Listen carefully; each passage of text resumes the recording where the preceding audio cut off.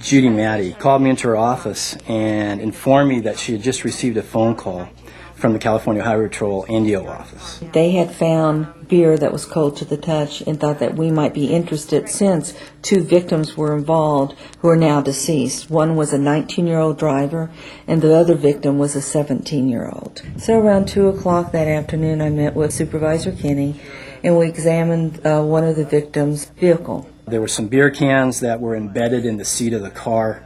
What we decided to do was call the coroner's office, and we ascertained the physical description of our subject. Very light-complected Hispanic male, wearing dark pants and a maroon shirt with a gold front logo and also gold writing in the back. We said, okay, well, let's go to the accident site first. At the accident scene, what we decided to do was search the area for any kind of physical evidence that would have given us a possible clue of where the alcohol would have came from.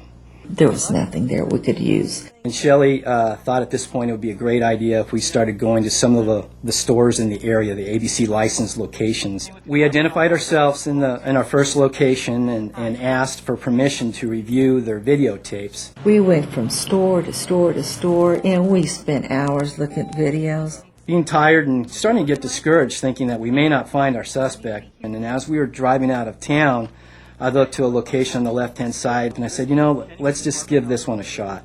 And we looked at the tape starting at about 10:30 on, and the reason this was important is because Sergeant Green had told us that beer was cold to the touch. Approximately 11:28 on tape time, Shelley started tapping me really hard on the shoulder and said, "This may be our guy." He's got that pencil-thin mustache. Oh my gosh, look at that. He had that gold emblem on, that maroon shirt. And he has that 18-pack, and he just set it on that counter. We both kind of thought that we may have found the needle in the haystack. It was right on a video. The clerk never checked an ID. The next morning, we contacted Sergeant Green of the Highway Patrol and asked if he could help us obtain some photos to see if we had the right suspect. Sergeant Green was more than happy to help. We go to the coroner's office. They gave us a picture of the shirt.